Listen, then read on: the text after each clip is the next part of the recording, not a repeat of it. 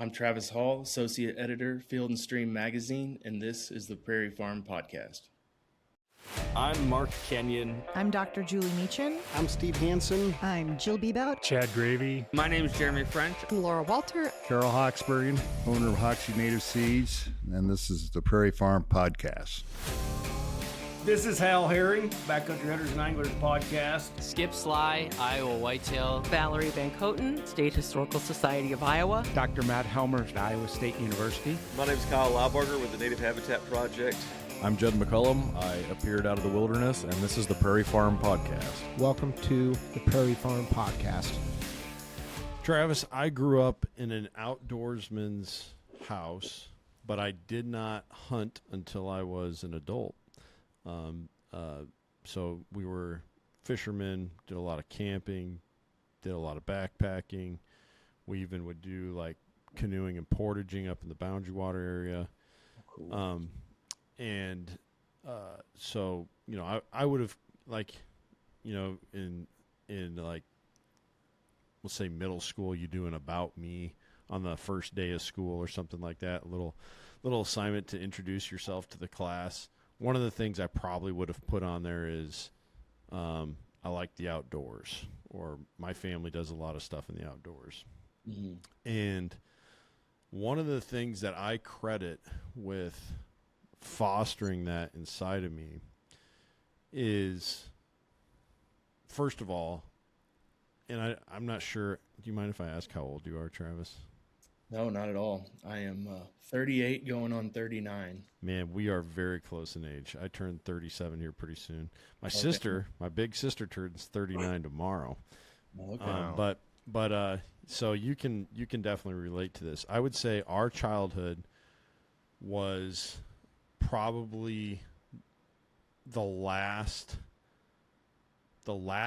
bit of like the big magazine era, where I say that carefully because you work for a magazine, but so much of the magazine world now is online, and I mean, whether it's Field and Stream, Outdoor Life, trying to think of an outside magazine, Backpacker magazine.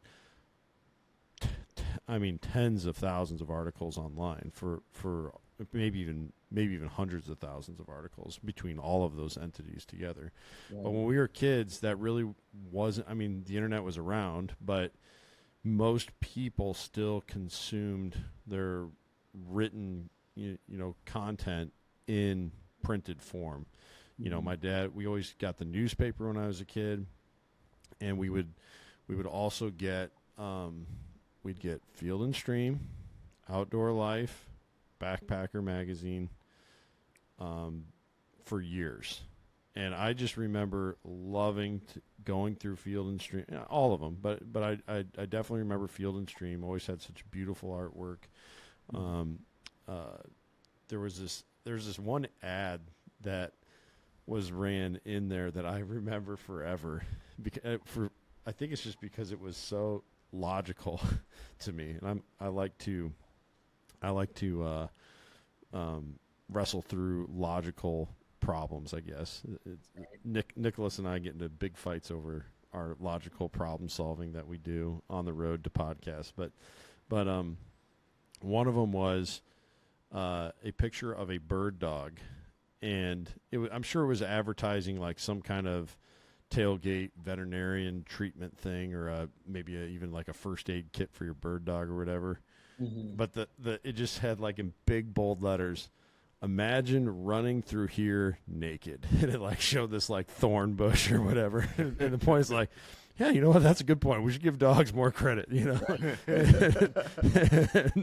and so I mean, I just remember reading that from such an early age, and it really shaped me as an outdoorsman. And even now, you know, when I pick up a copy of Field and Stream or other outdoor magazines, and I do a little writing myself for an outdoor magazine, they just can't fully be replaced with what's online or what's on social media, having the tangible product in your hand. And I think that helped shape me in a major way as far as an outdoorsman goes. And so I'm pretty tickled to be talking with one of their editors today. Here we have Travis Hall, as you heard in the introduction. But did you grow up reading all those magazines too when you were a kid, I'm guessing? I did, man. Yeah, Field and Stream in particular had a big impact on me growing up as well. And I just remember like toting a copy of that around in high school, just kind of being obsessed with hunting and fishing. And when you couldn't be out doing it, the next best thing was to be thumbing through one of those magazines. And yeah, it's an amazing legacy that Field and Stream had, Outdoor Life, and all these other publications have. And like the impact, like you said, anytime I talk to somebody about Field and Stream, if they're of a certain age and they hunt and fish or they spend time outdoors, they have those memories that they connect with of that print product. So it's been awesome to see it come back. Now we have it back in print, and it's a bigger, larger format book than it was back in the day, but it's great. And all that artwork that we feature, some of the original artwork from magazines dating back to like the 50s and 40s and even before that. And we even have a lot of our covers these days are recreations of some of those original awesome artwork. So yeah, it's pretty cool to see that back in print. I love that. What were you gonna say, Nick? Well, okay, so this is nothing to do with Field and Stream quality as a magazine, but like, is it hard having a magazine in an era that doesn't appreciate them? You know what I mean? Like, who's purchasing them? And I've read a bunch of articles out of Field, high quality content. I'm just know that I'm not talking about what you guys are doing. I'm just the physical paper of people buying magazines. Yeah, I mean, that's a good question. We're a subscription-based model, and it's doing good since we brought it back. I think a lot of the people are, folks like Nick that had that connection to the magazine earlier in their life, and then were disappointed to see it go away and only be a digital format. And I think there's just kind of a little bit of a renaissance going on when it comes to print publications, because like you were saying, Nick, there's no replacing that tangible product being in your hand. And like, it can be the greatest narrative of all time, but reading it on a computer screen just doesn't hit the same way as it does when you've got it in your hands. Yeah, I something that I miss. You ever hear the phrase millennial misery or millennial? No, that's a Instagram account. Millennial, what is it? Grief. Millennial grief. It's where you, in a way, millennials. Grieve how old you are. Yeah, millennials were just like with the magazine era, where that was your main way to get written information. That or the newspaper. Print was just the main way. Books, people go to the library to do their research. One of the things that I miss that was a reality of that era was niche interests. To find information on them was very, very difficult, and in many cases barely existed. So I think a classic example of this in the outdoor space would be shed hunting. Okay. If you're into shed hunting, there's definitely a lot of people that shed hunted. Very few people were writing on it, and you would have to all of a sudden somebody would write like this little blurb in a newspaper article. This year, remember Outdoor News? I think they're still around, Outdoor News, where it'd be very regional, like Iowa and Illinois would share a region, or they'd even break it up more like West Central Illinois and Eastern Iowa or something like that. Mm-hmm. And somebody would be like, this time of year, a thing to do around here is to go shed hunting. And then they'd have like a few paragraphs on it. And you would just read that over and over and over again, because it was the only little scrap of information that you could find. And the scarcity of it made it extra appreciated, like more special, and now where it's kind of like you could find probably 1,000 articles on shed hunting if you just Googled, articles on shed hunting. And I think that for those of us whose brain works in that way, where we think of those things and we remember them and we're sad that they're gone, I think that having the printed product in our hands is we're the people who value that. I hate reading like e-copies of books. I hate it. Yeah, I have zero interest in getting a Kindle. I have zero interest in downloading a Kindle version of a book. I want the physical thing. Right. And the same is true, I think, for the artwork in the magazine, right? So it's not just the content in a magazine, it is the artwork that goes with it, whether that be photography or a lot of times, especially in Field and Stream, a lot of it was drawn. And like some of the artists for Field and Stream had their own specific style that you just grew to appreciate, and that was all part of it too. So being able to hold that tangible thing. So yeah, I'm loving it, and I've noticed that it's not just Field and Stream who's kind of going with that format of like the bigger. What is it? Do you guys do quarterly publications now, or we are bi-monthly? To a year right now, but we're moving to a quarterly model. Sure. Yeah.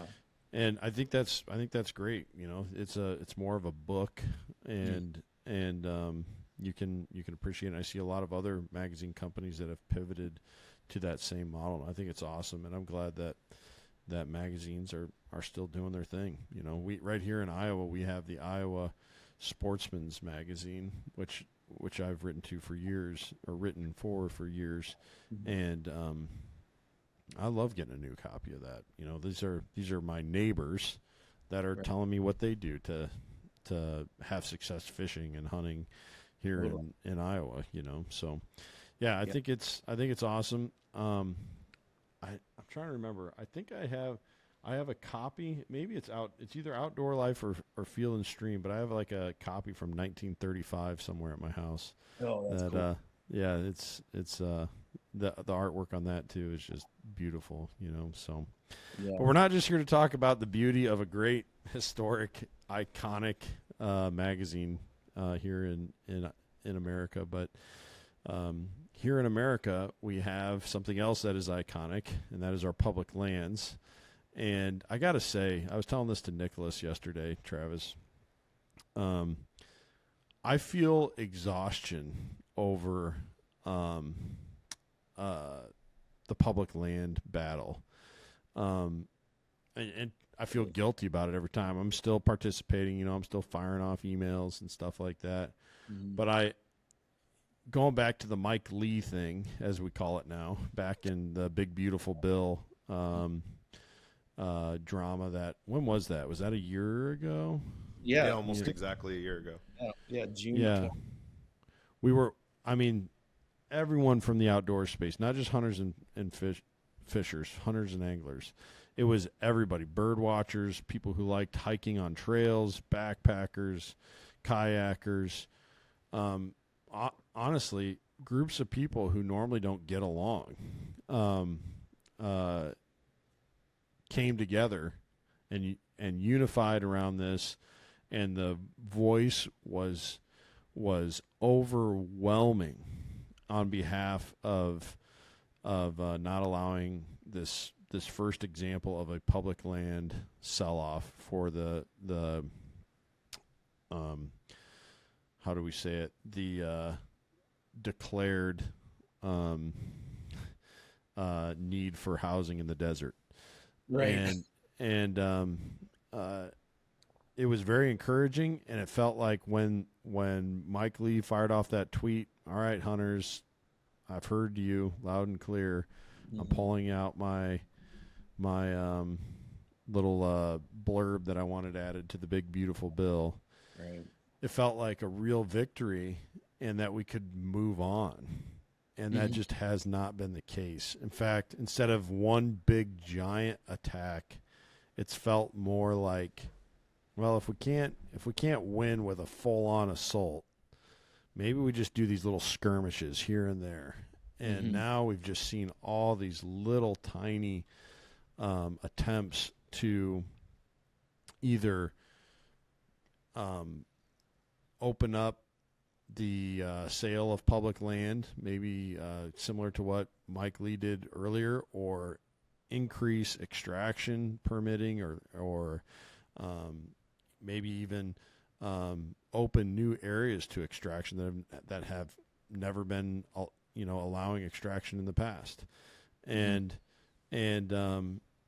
here we are again with this roadless rule proposition, and I just feel like so weighed down and tired from the other conservation related stuff, especially here in Iowa, where we're going through our governor's race, and water quality is such a huge deal here. Our cancer rate is such a huge deal here, and Nicholas and I have been, maybe even almost to the detriment of the podcast at times, been so hyper focused on that, because it is, you got to solve your problems at home first before you can solve your problems abroad. But I feel this exhaustion towards the public land fight. But I know that it's just as important now as it's been. Do you think, as somebody who's on the front lines, writing about it a ton, living out there where public land is the majority of your state, I think that's true, isn't it, in Montana? Aren't you guys over 50% public? I think we're somewhere in the 60% neighborhood. Yeah. So, for you, it is your water quality problem, that we have here. It is the public land battle. Yeah. Are you sensing that from the community, the outdoor community, this exhaustion? I definitely sense it, and I feel it myself. It's overwhelming, because there's something new every single day. And, like you were saying, they've gone from where's that big, beautiful bill Mike Lee sell-off was such an overt and obvious threat. Now it's more of a, death by 1,000 cuts type strategy. And yeah, I think there's an inevitable sense of just advocacy fatigue that comes along with that, because you're getting That's a great term, advocacy fatigue. I like that. That is great.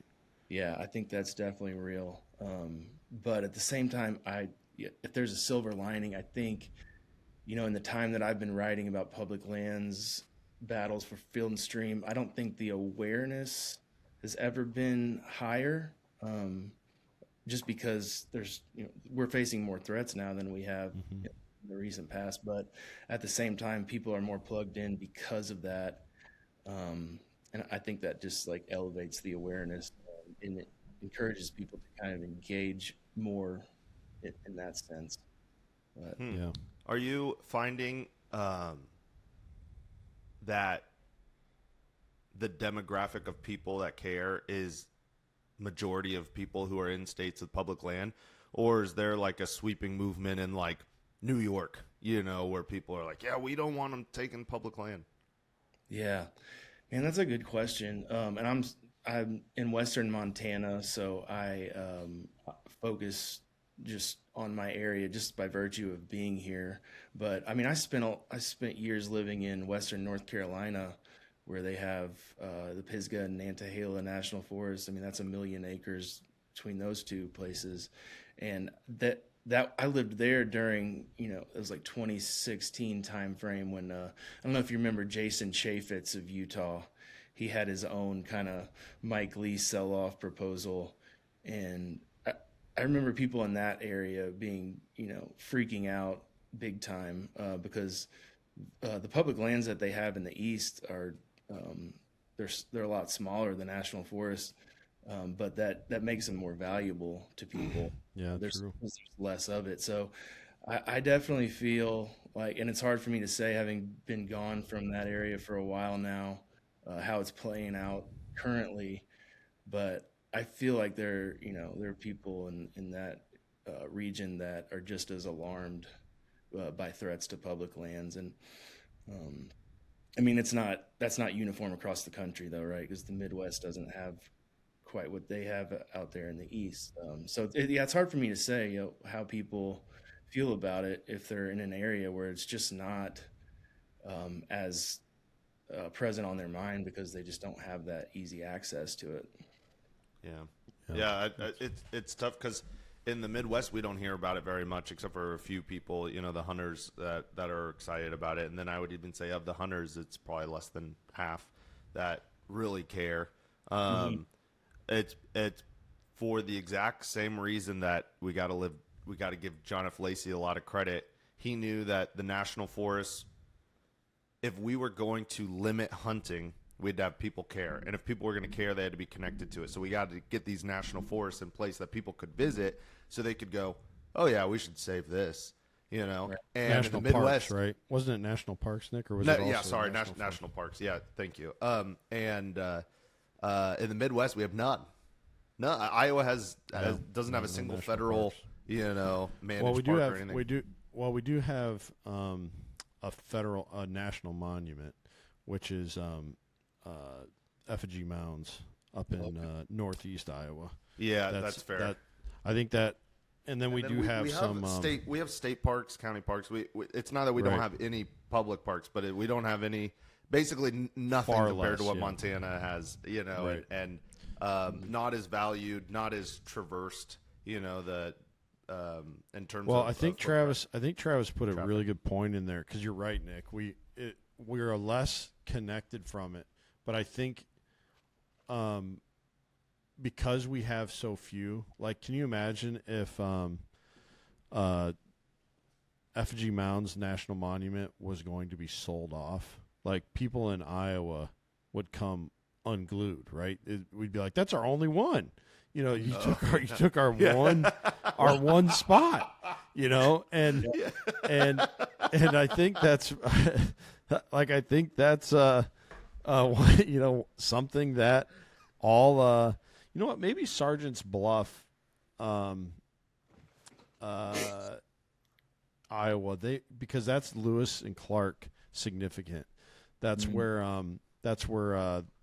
the one person who died from the expedition, he's buried somewhere up there by Sergeant's Bluff. But but point being, if you got rid of one of our very few pieces of federal land, we would be devastated as a state. And I think therein is where people from Iowa need to be connected to federal land sell-off, period, no matter where it's at. Right.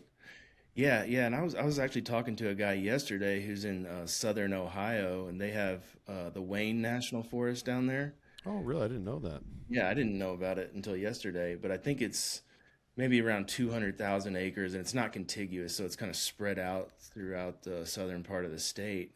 But they're up in arms because they're expediting a bunch of fracking activities. Oh, and really subverting the public comment process. So it's happening so fast, and we're seeing this all over the country where public comment isn't playing quite the role that it has historically. But yeah, so there's. Talk more about that. What does that mean? The public comment. Yeah. So I mean, a good example of that, I guess, would be all the stuff we've seen with the Congressional Review Act, kind of overturning resource management plans in different places, just with an act of Congress, right? So these are resource management plans for, say the Bureau of Land Management that took, a decade or more with stakeholder engagement, people weighing in, compromise, to finally come to an agreement on how to manage a chunk of federal land. And then you're seeing people like Mike Lee. He tried to do this with the Grand Staircase Escalante National Monument in Utah, which actually just failed. But just simply overturning those resource management plans just with simple majority vote in Congress, and then that just completely negates the public's right to participate in the process, the management process. Oh, okay. So public comment is for the management process, but if the management process can get axed by Congress, it doesn't matter anyway. Right. So all that public comment that was gathered during the formulation of the resource management plans is just thrown out the window. And if they want to they're going to alter the resource management plans, then the public comment should play a role. It shouldn't be up to a simple majority vote of Congress to just do that.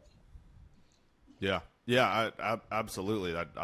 I totally agree. And I want to get back to your story in a second, but one of the things that I've been listening to this podcast, and one of the main guys on it, his big thing is like the issue with our government. It's not like people are going in there and they're evil and stuff. He's like, that happens. That's not the issue that has created the behemoth.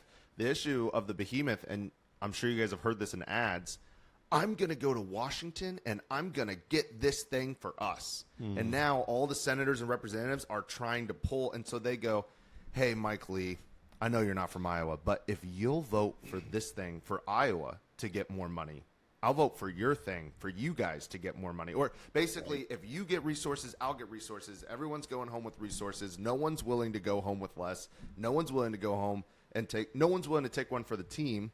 And so Great point. Why would any program anywhere get axed? Because even if it was like, hey, we're going to stop funding the $1 million we're doing for the water balloon fight in Delaware they would vote out there, even if they don't go to that stupid water balloon fight. They'd be like, you're stealing stuff from us. My grandma went to that water balloon fight. You know what I mean? So there is no incentive to do less. There's only incentive to go to Washington and bring back more money, more resources. And then now that's not exactly this, but when Congress shows up and they do that, then everybody loses. And I'm really sorry. I interrupted a story you were telling because I didn't quite understand your public comment thing. And so you were giving an example of something going on. Yeah, now. Wayne National Forest. Yeah. So the Wayne National Forest in southern Ohio, that's just an example of where public land is really few and far between there.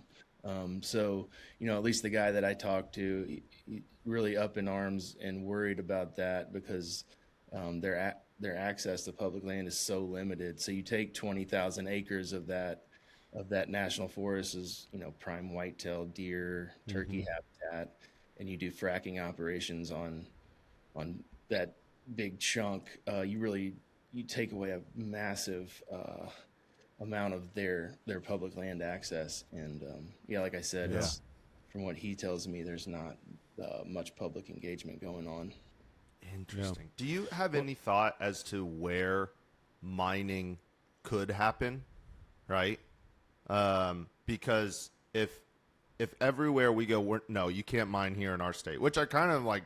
Obviously, we don't want the boundary waters polluted with a copper mine. I totally agree with that. But then I can't figure out, like, maybe mining is just a process we shouldn't do. Well, then are we willing to give up cars and cell phones? You have to be pragmatic about it. For sure.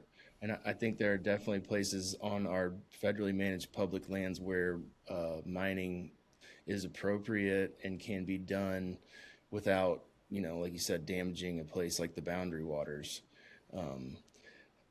I just think that needs to be done pragmatically, not just another example of the CRA. That's how they overturned the mineral withdrawal outside the boundary waters. So no public engagement there.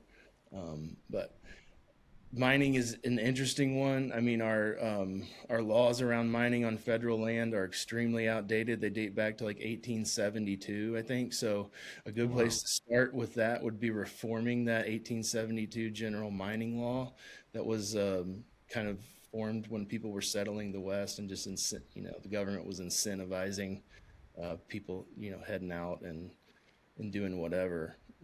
With very little regulation. But I think we have to mine on some of our federally managed public lands. It just needs to be done in a responsible, sustainable way. And I also think that, so first of all, we do have to, within the public land, what is it called, the public land doctrine or something like that, where it's a multi-use property. It's something that is available for hunting, angling, hiking, all those recreational uses, but also for mining, for mineral extraction, for a handful of other things. And so people who like public land, such as us, we need to remember that, that's there's a part of the pie that's worked into why we have this public land. But I think it's a lot of times good practice too to allow for mining to be done on privately owned land. Look to allow that. I mean, not now, that can be dangerous too, right? Because you may own let's say you owned a significant portion of land around Lake Itasca and in Minnesota, the source of the Mississippi River. And you're like, I'm going to open all this up for open pit mines because I own this land. Like, obviously, we have to be careful with that too. But the point being that if it's on privately owned land, like a lot of logging is in this country, northern Maine, I think, is a good example of that. Huge amounts of land are owned by, or at least leased, I guess. But and a lot of it's public too. But for wood and paper products. And so, I think that can be a piece of it as well. And then honestly, what happens a lot of times is because, and I benefited from this in Montana, although I guess we just drove through it. We didn't hunt on it. There was a national forest I was hunting in Montana, and we had to drive. There was this road that went through a big piece of timber that was owned by a logging company, and they allowed public access. I think you were even allowed to hunt there if you wanted to. We just never did. We just stayed in the national forest. But like the idea there being, you're not, when you go and occupy all this space on a piece of public ground, well, now it's solely devoted to that purpose sometimes. Whereas if, like, you're not going to go hunt in a mine, whereas if it was just privatized, said, we just own this land, stay out, then it's not, you're not really limiting someone's opportunity then at that point. I think the conservation side of it though is the biggest concern. Access is a big concern as well. People need to be able to go and do the things they want to do. But I think the bigger concern should always be, how does it affect the resource? Right. So then what's going on?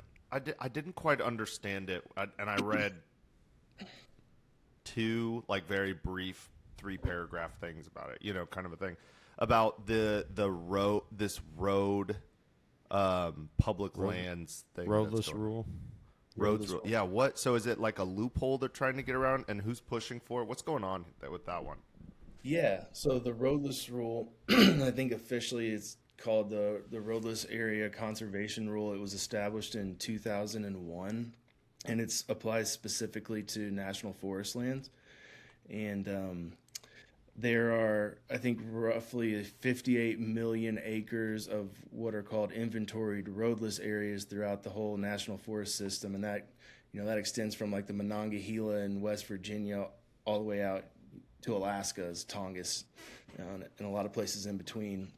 But basically, what that rule was set up to do in 2001 was to just stop new road construction on these 58 million acres.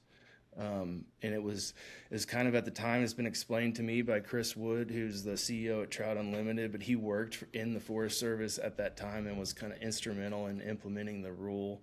But it was kind of an economic decision, because the roadless, or the National Forest system already has somewhere in the neighborhood of 370,000 miles of roads.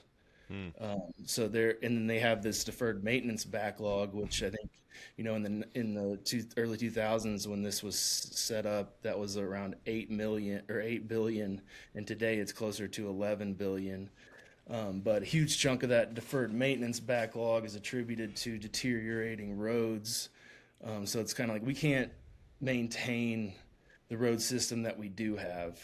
Let's stop building new roads in these areas and focus on the roads that we already have. So what it does is it just prohibits new road building in those areas. It doesn't keep people off of those areas in any way. It doesn't keep people from utilizing the roads that already exist, even with motorized travel. I mean, that's still allowed in a lot of these places. It simply just says we're not going to build new roads in these areas. Yeah. Does that and so what they're trying to do is redact that rule about the roads? Yeah. So it's good. Rescind that rule. Yeah. Well, it's kind of like getting attacked from several different angles. So you have the Trump administration's USDA that wants to rescind it, and they kind of announced that in, I think it was around June 25. Their plan to do that, and June of 2025. Yeah, that's when I first started making headlines. But that would just rescind it through the bureaucratic channels at the USDA. I got a quick question here, because was the Ambler Road, was that going to be packaged with this roadless rule, or is that a totally separate consideration? I think that's separate. I mean, that's up around the Brooks Range in Alaska. And I mean, that seems to be moving forward thanks to a state transfer that went through. It's more of a state issue than a federal issue. It branches into both, because that land up there where they want to start building the Ambler Road, it was BLM until very recently. The state took it over. Department of Interior transferred it to Alaska. Okay. Now, did they? Isn't that in the trust is owned by the public, and how can you just transfer? Yeah, it's unless you're the executor of an estate. That'd be another one of those death by 1,000 cuts maneuvers. Yeah. Well, when it comes to that one, Alaska has the what's called the Alaska Statehood Act, and from my understanding, they're entitled to a certain amount of acreage from the federal government. So they use the Alaska Statehood Act to expedite the transfer of 1.4 million acres up there. So but they weren't utilizing.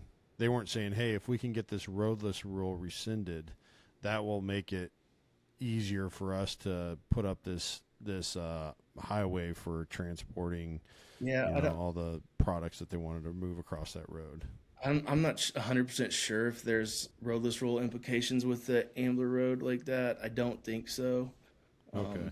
But now I always kind of wondered if those two things were tied together. But yeah, if it's already going through and the roadless rule has not yet been rescinded, then they must be independent. So, and sorry, we've been interrupting you so much because it's just like so much information, I mean, it's hard to keep track of all of it. But you were saying that it was attacked by the Trump administration in June 2025-ish, but that there were other ways that they were kind of attacking this same issue.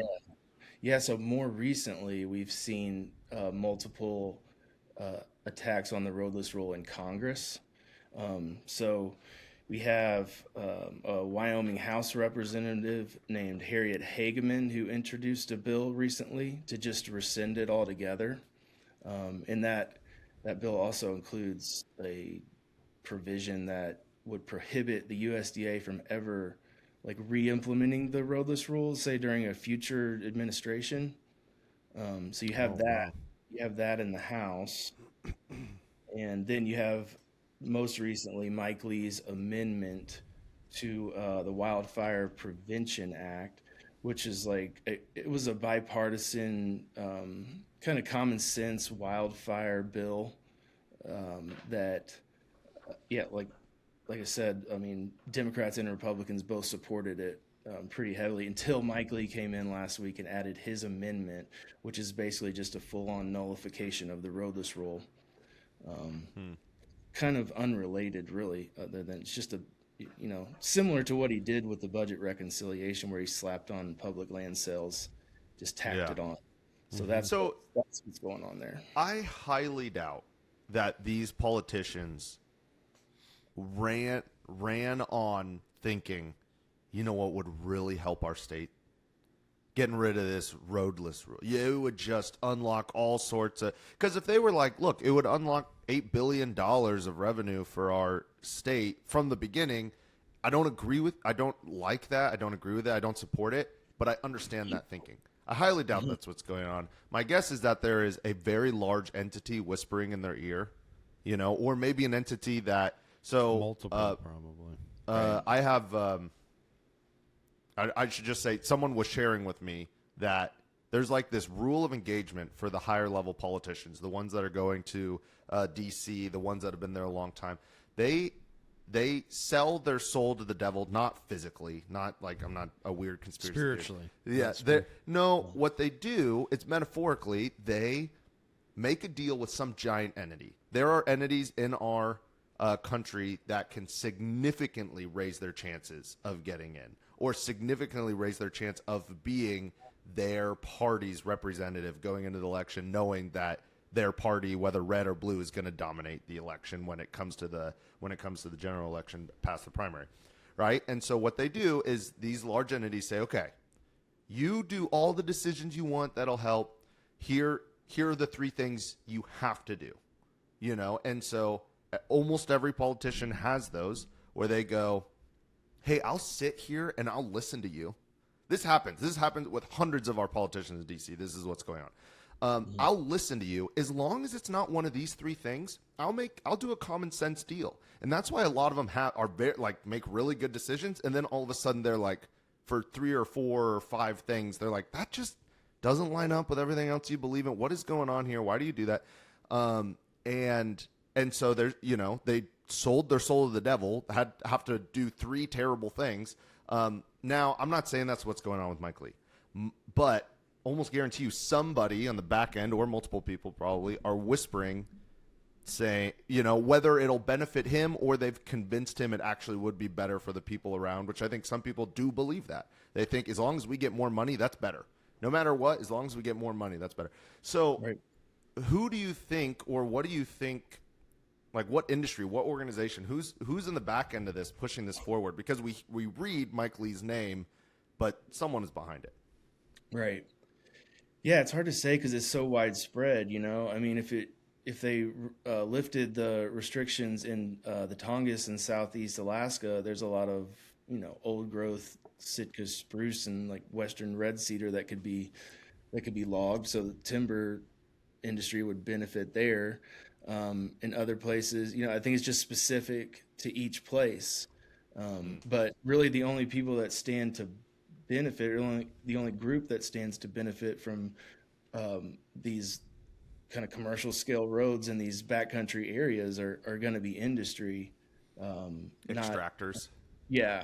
And I don't know if this is happening or going to happen or not, but it seems like data centers are going up at an insane rate, and I could see, maybe that gets folded into the multiple use mandate for our federal public lands and more roads. That would be these terrible. areas. Yeah, and that's just speculation, but other than industry, they have actually talked about that though. With I don't know if it's been a recent thing, Travis. I mean, you'd know better than me, but like solar farms, wasn't there some talk about doing huge solar farms on public land? Yeah, definitely. I think we have seen some of that too, like on BL. Okay. That already exists. So. Oh, really? Mm-hmm. Well, I mean, I'm not for just giant industry and metal stakes being put out, and the majority of BLM ground is not appropriate, but there's probably appropriate BLM ground, where it's like, it's barren rock and earth, and as long as we're not totally decimating the limited fauna and flora that are out here, that it makes sense, or it makes more sense than putting it most places. But even then, a lot of it just kind of boils down to like, we just want more. We want more energy for cheaper. We want to do more stuff for less. We want to, Definitely.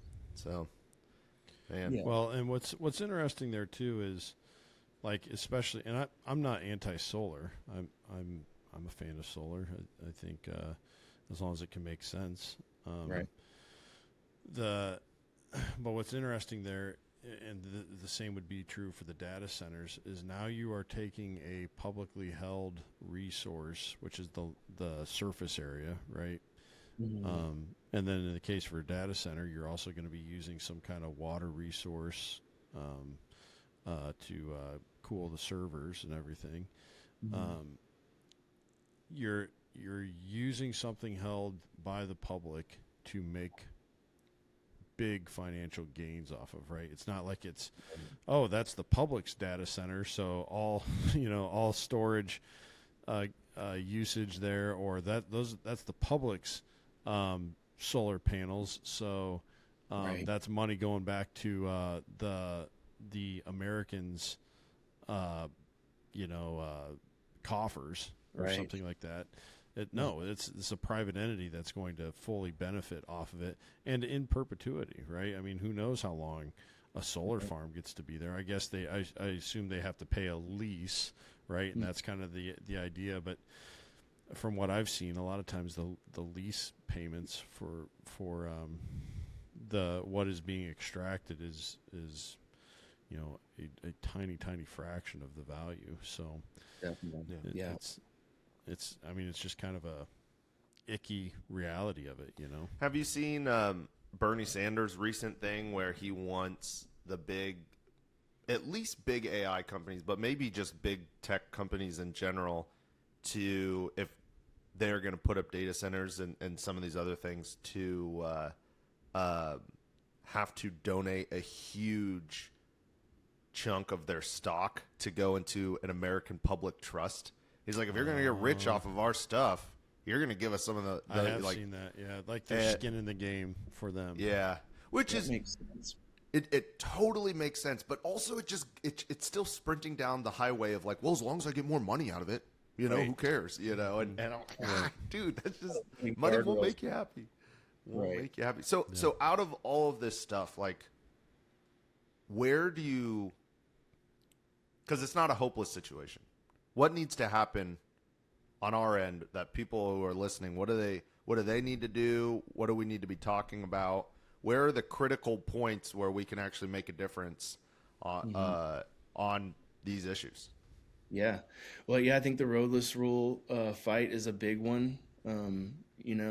Call your senators, call the Capitol Switchboard, and express, your opposition, if you have any, to Mike Lee tacking that amendment on at the last minute to what was a bipartisan bill.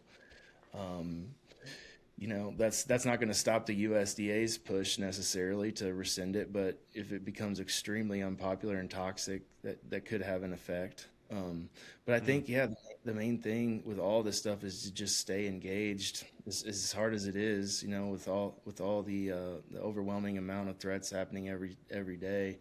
But there are encouraging things happening too, like there's a Public Lands Integrities Act that's kind of working through the House right now, and they're trying to get sponsors in the Senate, and that would essentially just prohibit the sale of public land during budget reconciliation, kind of like directly addresses what Mike Lee did last summer.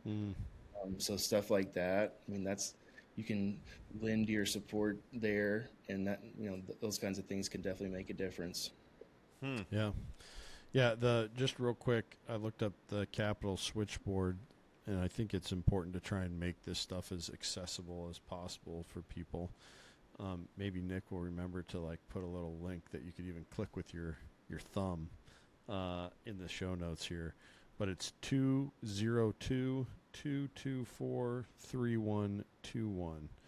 And when you call that number, it'll ask you where you live to figure out who your senators and who your reps are, and you'll go to their office. You'll probably get their voicemail. And I remember during the Big Beautiful Bill Mike Lee deal, I think it was Chuck Grassley here in Iowa. his inbox was full, and I took that to mean that there were a lot of people calling here in Iowa on that issue. So, yeah. Or if you go to ballotpedia. .org, you can find all your reps. Like if you put in your zip code, it'll show you all your awesome. reps. I think even down to a local level. But so I mean, you've probably heard of Chuck Grassley, Travis. In Iowa, we just picked him in 1980. That was it. Your great grandparents probably heard of Chuck Grassley. Yeah. Is he one of the longest? Is he in the Senate? Yeah, I think now he's the longest. 92. I think he's 92 now. 92. Well, yeah, because he's got this picture on Ballotpedia, and I've shaken his hand. He seemed like a nice guy. He seemed politician-y. So I don't want to poop on him as a person. But he has a much... Nick is just disappointed he didn't get one of those hard coffee candies when he shook his hand. Yeah, he didn't even. What kind of old guy are you? Where's the coffee candy? Yeah, he made coffee. I think he kissed me as a baby. But on here he's got this picture that makes him look like 65, maybe 70 years old, and I've seen him recently, and he looks a lot older than that, and so just kind of interesting. But if you go to ballotpedia.org, and it'll give you a bunch of information about your representatives at the various levels, and it's friends, it is important to do that. We talk about conservation, water quality, environmental stuff, agriculture, culture, but there's other things that you should be emailing them about. You know what I mean? Especially with your state, what's deciding to do with schools, what you decide to do with what you decide to do at like a local city level, like them hearing from you and hearing from a thought out person. There are people who email us on this podcast regularly, and I don't email them back every single time, but I know their name. And if they came up and shook their hand and said, hey, this is who I am, I would know exactly who they are. And I would have a lot of context. And I would think, you're a thought out person. You'd have respect. You'd have respect for, even if you disagreed on every issue, you would respect the fact that they cared about it. You know what I mean? Mm-hmm. And I think now, who's the guy Nick, that would send a letter to all of his reps like every week or something? Oh, my history teacher in high school. I think that's what a legend. brilliant idea. I think that's a brilliant idea. Just kind of give like a synopsis of what's going on in the world and what you think about it, and you're going to be at the forefront of that staff, because it's not just the one representative; it's the whole staff that works with them. Yeah. Here's Nicholas Lirio again, but they're going to know, and they're going to some degree care about what you have to say. And I think I don't want to think about government so often that I'm sending an email once a week. It's not good for my soul. But I want to say one great benefit we have of Chuck Grassley is that all of the devils he may have made deals with in the past are probably dead. So he might not owe anyone anything. You know what I mean? Oh man, he's been there so long. So the public land thing, that is a huge deal. But now that you're pushing for it and people are getting that advocacy fatigue, what is the story like? I know you've worked closely with Ryan Callahan, right? Just leading the charge. Pheasants Forever up in there, leading the charge. Obviously, you guys, backcountry hunters and anglers, just like these people Trout that are Unlimited's always very involved too. It seems Trout Unlimited, yeah, and Ducks Unlimited. That just these people leading the charge, but eventually people donated the $300 they had available to be able to donate. They've been sending the emails. They're not seeing any change. Mm-hmm. But this is not the first time we've ever fought for conservation. What do you guys actually do to motivate people? Like how do you keep people engaged on this? Yeah, that's a really good question, and it is tough right now. I think when we can get a win somewhere, highlighting that and not just solely focusing on the litany of negativity that's coming out. That's probably something I need to be better about. But I think highlighting the successes when we do have them, and then trying to use that momentum to drive people forward. I'd say that's a good strategy as far as preventing burnout. But yeah, I like that idea. I think if we all, those of us who enjoy public land, if we are thoughtful in how we present that, not just to, I mean, Instagram is really kind of a silo for posting content. Yeah, you have something that maybe gets a little, like a baby viral, like where it gets like 20,000 views or something, where you're getting people outside of your own followers. But the vast majority of posting that goes on Instagram it goes to your followers, right? Right. But when you and at least for me, the way I curate followers on Instagram, who I follow and that kind of thing, and who ends up following me is usually around things that we have in common, right? So they already are probably on the same page as I am with things like public land. But when I look at something like Facebook, where I got people that I went to high school with, maybe an old high school friend's parents or former coaches and teachers, people who are, the thing that we have in common is not our common interest. It's the fact that we knew each other for a long time. You know what I mean? Yeah. When you show those people who maybe have no like thought out, I'm on public land right now. They might like going to Yellowstone, and they maybe don't think of, okay, how does Yellowstone exist?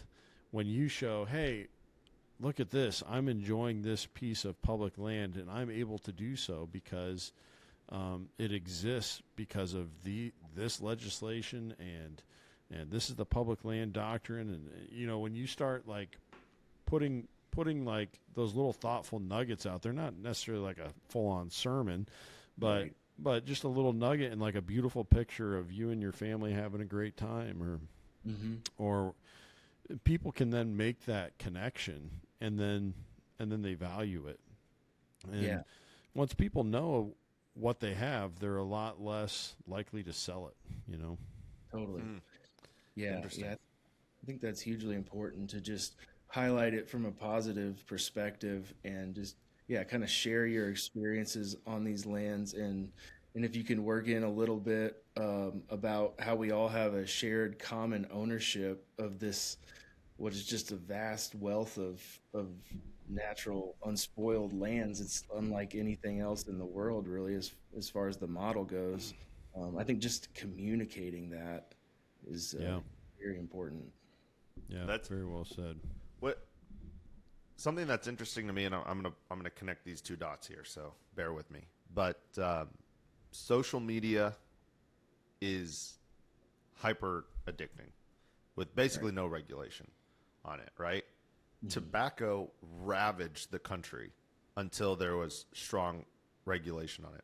Am I fighting for a bunch of regulation on it? No, but I do think that people are waking up, pardon me, and realizing that they are addicted to social media and want to break out of it. And as we have more of that success, we're going to be further and further along from addiction. I am very curious, back to our conversation about magazines, with young kids, the difference in quality of brain that the kids whose parents said, we're not, I know it's weird, you're not having a phone until you're 16, or whatever they decide to do with that to keep their kids from having the dopamine addiction on the lottery slots on their phone, versus the kids who really were very unsupervised and are highly dopamine addicted and really struggle to even have strong mental fortitude, of any sort. So I'm curious to see how that branches. But when we talk about public lands and we talk about extracting, we're fighting our own condition, like us three right here. When we send emails to our representatives and say we don't want this, we are fighting our own condition. Our own human condition says, I want more for less. I want it to be more convenient. The path of least resistance and greed put together creates most of the fall of man. And so I want to acknowledge that if we're not willing to just like consume less, if we're not willing to go to the farmer's market to get a little bit of food, if we're not willing to have it cost us more money for the energy that we have in our house, if we're not willing to pay more for oil or some of these things, but we're still going to fight that we don't get to extract that resource. I'm not trying to virtue signal, but if our politicians are successful and we say, hey, we want all of those things and we don't want to pay for it in our public lands, you know who's going to pay for it? Poor countries. Like other countries in the world, we're going to extract off of their backs. We're going to pull it into this country. We're going to stay wonderful. We're going to keep our fences and our big houses and our nice cars, you know, and our giant SUVs. We're going to have all of those things. We won't have to pay for it. My guess is as the poorer countries are rapidly becoming first world countries and industrializing themselves, that's going to be a harder and harder fight. And so then again, we'll have to circle back to where we're at right now, which is what happened. Fun fact, the last 40 years, we went to China. China industrialized, raised their prices. We've gone to India. India is industrializing, getting smarter about it. And a lot of their nationals are leaders of our big tech companies. So now we're like, okay, well, we'll be Southeast Asia. We'll have a lot of our stuff made in Southeast Asia. But these places are, and so we're back to square one. We're back to the United States saying, hey, we probably need to extract here. Our only real solution is just using less as a human base. Now, I'm for the emails. I send the emails. But if we don't bring it all the way back to just like eating less ice cream and using data centers less often, which is anything you do on a screen, basically, is use a data center. If we're not willing to do that less, we're going to eventually lose the fight. Because one day it'll come down to, hey, either this data center gets built or you pay $15 a month for Facebook. I just don't think people are going to be willing to do that. Right. Yeah. Yeah. There's a level of personal sacrifice that people are going to have to accept. And just kind of go against this bigger is better mentality that is so prevalent in our society. And you think about like everything that the people that set up our public lands, everything that they sacrifice and work through to get that system, you know, the way it is, and it was all with the benefit of future generations in mind. It wasn't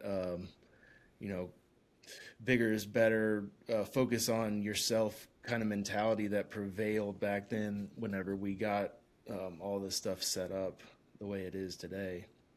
Yeah. I have this fun little thing I think about, like, what if we took half of all of big entertainment technology? So there's a lot of big tech companies out there, but like the ones that are focused on entertainment, which would be any social media, any of the streaming services, stuff like that. If we took half of the talent that's there, because they have recruited the highest level talent in our country for entertainment, and we just stuck them in the medical field, you know what I mean? Just like, you know, how much more we would progress as a civilization if we were able to be like, well, yeah, we all go and visit the woods. Basically everyone here fishes, and we live to 110. You know, that would just, I think that would go a long ways. Because the big thing when we talk about technological advance, Kent and I talk about this a lot, is the medical, right? It's like, well, if we could do without social media, if we could do without this, like all this stuff would probably be better for us. But, you know, you don't want to get rid of penicillin. You know, so if we could further medical without having to further all the other stuff that medical now pays for, like eating too much ice cream. My doctor bills are getting really high, guys. That's why I would keep bringing it up.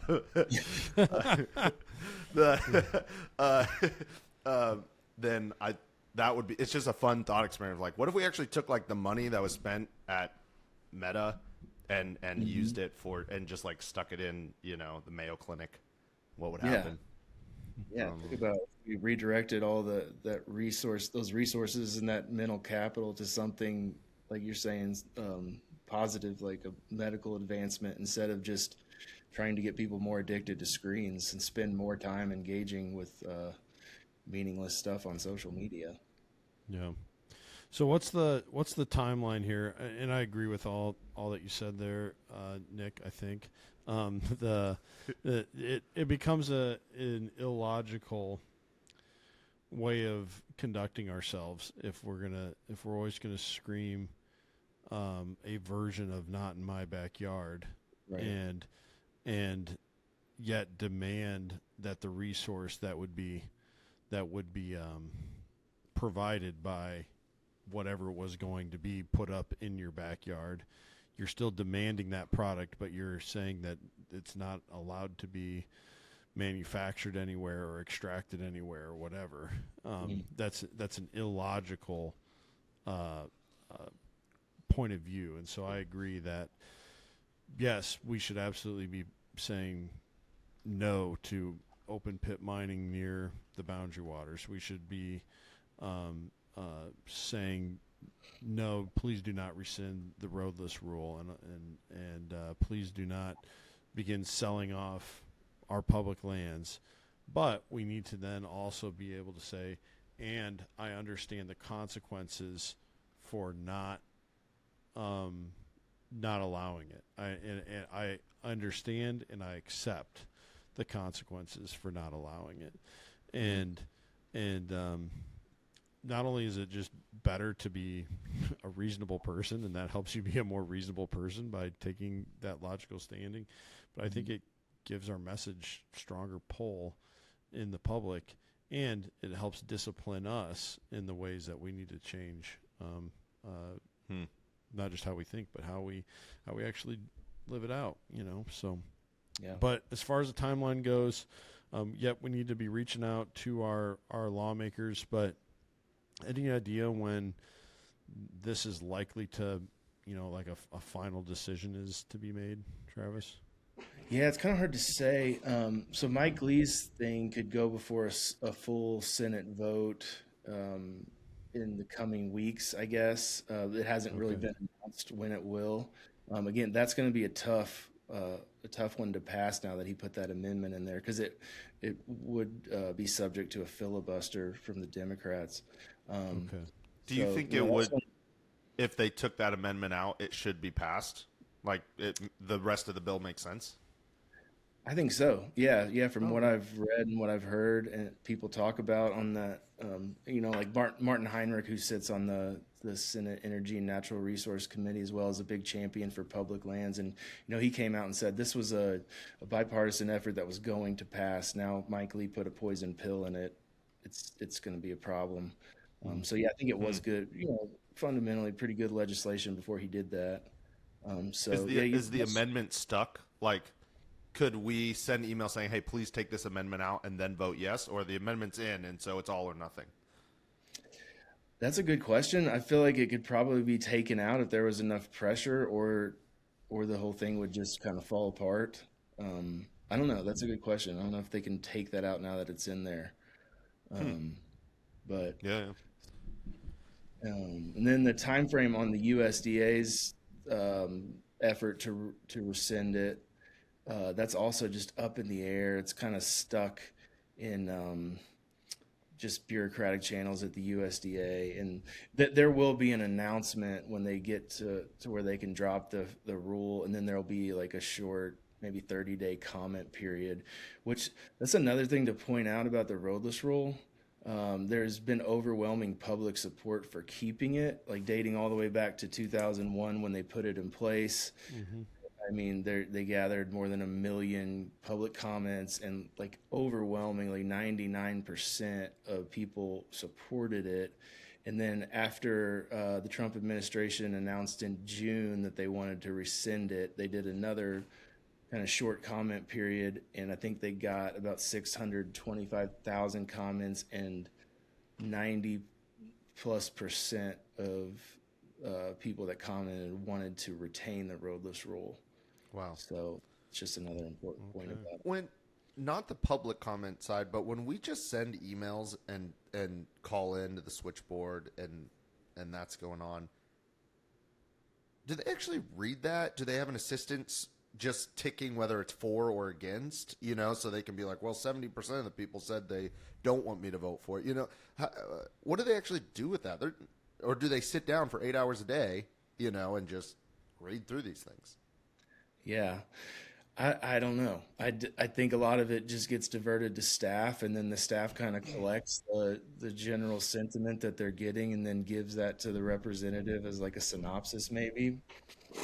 I know that, during the budget, Mike Lee's budget bill that would have sold off, or his amendment to the budget bill that would have sold off 3 million acres or whatever, the people's offices were just getting so inundated that it was like hard for them to go about their daily business. So I think if it rises to that level, it's like impossible to ignore. Yeah, right. And I mean, they're there because they were popular enough with their constituents to be put there. And so I think when you have a massive response, that's what it's communicating, is this is a big voter block that I'm either going to make happy or I'm going to make mad. And that's how it should work. That's the democratic process. But I do think here again is where states that are underrepresented in federal public land, their legislators, if they don't hunt and fish themselves, they probably don't really have an opinion on public land. It's not something that they've had to think through, really. It's not something that their constituents are talking to them about often. And so then all of a sudden when this proposal gets put up that they're going to be voting on, and they really don't know much about it, and they're like, I'm from Iowa, what do I care about a roadless rule that would affect Wyoming?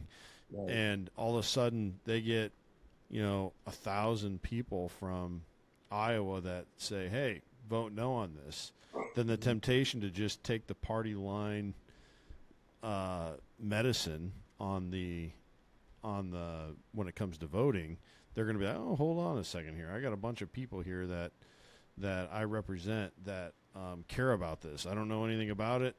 Why do they care about it? And I think that's where, the emails and the phone calls matter, is when it's coming from places like Iowa. Whereas when you're elected in Montana, or in Mike Lee's case, Utah, people probably actually vote for you there based on your stance on public land. Like that's up there with abortion and the federal debt and all the other big things that people want to choose a candidate over. I would imagine that for some of these places that have huge amounts of public land, the politician's stance on public land is how that voting gets decided to some degree. So Mike Lee getting 5,000 emails from people from Utah for or against his mind is already made up. Right. Whereas somebody, Chuck Grassley, I remember when there was a time you could find out if you go back and do a little sleuthing here on our past episodes, but we interviewed a politician, and they started going in on public land, and I wanted to debate them, but that wasn't the point of the interview. The point was just to expose people to these people's viewpoint. And this person started the conversation on their own, and they were terribly uninformed. And they made some very illogical arguments that were just hanging there like these big, meaty, like I want to fight you over that, but I didn't. But it showed when that person was saying that, I was like, holy cow, you've spent 20 minutes in your entire life thinking about this, I can tell. And that you are very uninformed, because you don't need to be where you're, where you sit. It's not something that in your political career has probably really ever come up. And so I think that in underrepresented states, that's where the voice can really make the difference, because their vote, Chuck Grassley's vote counts just as much as Mike Lee's vote does. Right. Yeah. Yeah, definitely. So I think it is worth it to reach out. So, well, we need to keep our ear to the ground. You got any other cool? Let's talk about something. Have you got any other cool articles that you've written recently, Travis, or something that you're working on that people might enjoy checking out over at Field and Stream? Yeah, so I wrote a couple articles for an upcoming print issue that were pretty fun. We have this tradition of as told to stories, where we'll interview we'll interview somebody that survived like a near-death experience. Yeah. I used to love reading those I shouldn't be alive type stories. Yeah. Yeah, that kind of thing. So, and then we tell it from their first person perspective. So it's like the person that survived the attack or lightning strike or whatever it is gets the byline, and then it's like as told to me. But yeah, I did one on a guy that got struck by lightning while fishing down in Florida, and then a guy that got attacked by a grizzly while elk Our hunting. coworker just got struck by lightning. Oh, really? Yeah, just last week. He got struck by his hand was outside the truck. His vehicle did, but his arm was outside the window when it got struck. He's okay, thankfully. Yeah, and I told him, I was like, you got to go to the hospital. You got to go. He's like, nah. And it was not in a company vehicle, and it was not on company time, so OSHA, don't you dare come after us.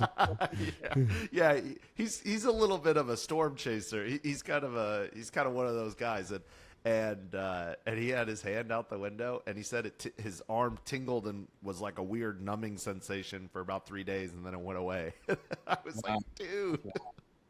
I know. But anyway, so you had a grizzly bear attack as well? Yeah, there was a guy that got attacked, mauled by a grizzly while elk hunting in Wyoming, and he actually had to end up shooting it because it was mauling him. But and then someone else that got stabbed by a marlin while they were fishing, kind of like through the mouth. It's kind of gory. That's crazy. Yeah. I've got a question. But maybe you haven't heard of it yet. Alaska recently passed this thing where people can't get their firewood from public forests. Oh, yeah. So I have heard about that. And it's like devastating people's lives, but it's a very small amount of people's lives. But it's like devastating their livelihood and how they do their communities. Well, that goes back to what we were talking about earlier with that state transfer. It's along a lot of it is along a highway there called the Dalton Highway, which is popular with hunting and fishing. But those people, I think it might be in like Wiseman. That's what it was. Yeah. Yeah, they rely on gathering their firewood off what was previously federally managed public land, which is, I do that out here in Montana. We heat our own with wood, and it's pretty common for people to get their firewood off the national forest. But now those folks with that state transfer going through are kind of in limbo because the state hasn't specified how it's going to impact their firewood gathering capabilities. That's one symptom of transferring federal lands. So it just basically they were under one set of rules when it was federal land, and then state transfer, here's what the state land rules are, and the state land rules basically made it illegal. Is that kind of how it is? I think it's more of like they're in limbo, and the transfer happens so fast that they haven't established or communicated what the rules are. So these people might they probably still are gathering firewood, because if they don't, they're going to have a really rough winter. But they're just not. They're very uncertain about the future of that because of that transfer. Man, that is crazy. Yeah, I'm embarrassed to say it. I saw it on social media scrolling in my bed. I was watching Nick became reel. Enraged. No. What was embarrassing was I was watching this reel of this lady chopping down a whole tree while I was laying in my boxers in my bed way too late into the morning, and I was like, "What the heck?" And she was saying that the issue is not that there was the transfer; it's that they need to get something figured out really quick, because winter comes. You got a half a month or half a week of summer, and then they start going back into winter, and winter can easily be 30, 40 below, and they need to be able to gather before then, and so they can't wait. But there weren't it was just like several dozen people. It wasn't even like, it wasn't even hundreds of people, but they got to move otherwise. And they got to move soon. They got to move within a couple months. Otherwise they don't know what they're going to do. And that, it was just, I don't know. It was interesting to see like a group of humans that were living off the land that the government was like, but it was almost like they just fell between the cracks. It's like someone forgot to send an email almost, and now these people's livelihood is like destroyed. Well, I doubt anybody's enforcing it. That's what I was wondering. I was like, I don't know if anybody's going out there. Man. But I think that's it would be. a symptom of that transfer happening at such breakneck speed, and them trying to push it through while they have the political capital to do so, and things like that inevitably fall through the cracks. Yeah. Travis, we really appreciate you coming on, man, and more importantly, not just coming on to our podcast to talk about it, but just covering it, because that was such a great term you said, advocacy fatigue. I have that, and I sense that the community does, and social media doesn't paint the full picture, of course. We all understand that, but it does give us a good idea as to where a lot of people are on things. And I just see far less people talking about it than I did, a year ago. And so I sense that everybody, and I'm not saying it to call us out as a community. I get it. When you keep fighting the same battle over and over again, it's hard to like work up the energy for it time and time again, but it's so critically important that we do. And I think that the role of people such as yourself and the other people writing about it, people over at Backcountry Hunters and Anglers who are on the very cusp of it every day, their whole business is around it. I think that those roles are so important right now to get us through this time of advocacy fatigue. So thank you for keeping us informed, and everyone listening should sign up for a subscription to the new back in print Field and Stream magazine. Are you guys calling it a magazine still, or is it more of a journal? Or we call it a journal. Okay. Field Stream Journal. Awesome. You can subscribe on the website. It's pretty easy to navigate too, and it's awesome, man. I look forward to getting it in the mail when it comes. It's cool. It takes you back to those old Field and Stream days when I was a kid. So I'm getting a fireplace. I have a fireplace in my old farmhouse, but cool. I had to jump through some hoops with insurance to be able to put a wood stove in there, and I'm getting that installed this summer. So I look forward to this winter having a fire going and flipping through. Do you have sustainable tree growth? Not to like fully heat my house on it, no. But okay. I have enough emerald ash borer fallout, and everybody else's.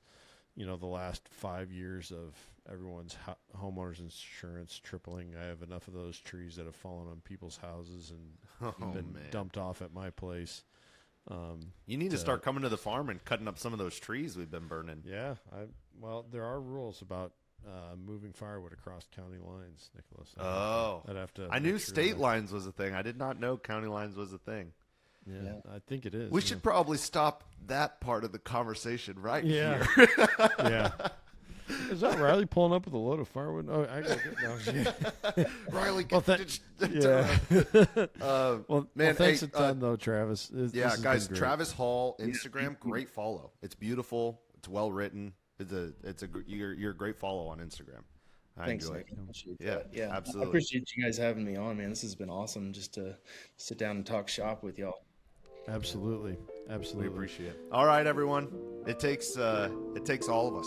You know why? It's conservation. It happens just one mind at a time.